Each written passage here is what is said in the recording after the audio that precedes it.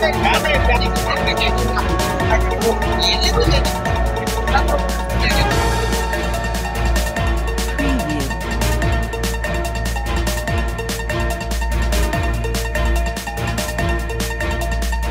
To వీన్యూస్.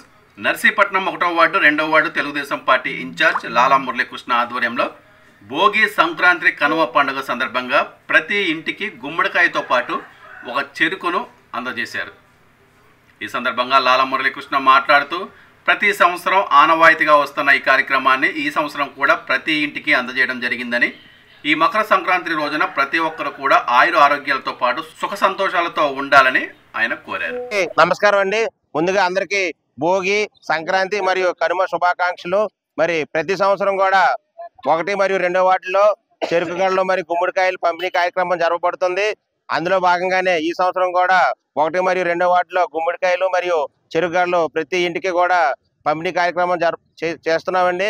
మరి ప్రతి ఒక్కరు కూడా ఈ సంక్రాంతి శుభదినాన్న ప్రతి ఒక్కరు సుఖ సంతోషాలతో ఆయుర ఆరోగ్యాలతో అందరూ కూడా ఉండాలని, ఈ పండుగ సందర్భంగా అందరూ కూడా సుఖ సంతోషాలతో ఉండాలని కోరుకుంటూ ప్రతి ఒక్కరు కూడా సంక్రాంతి శుభాకాంక్షలు.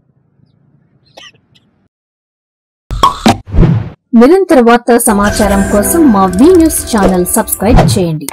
నోటిఫికేషన్ కొరకు బెల్ ఐకాన్ని యాక్టివేట్ చేయండి.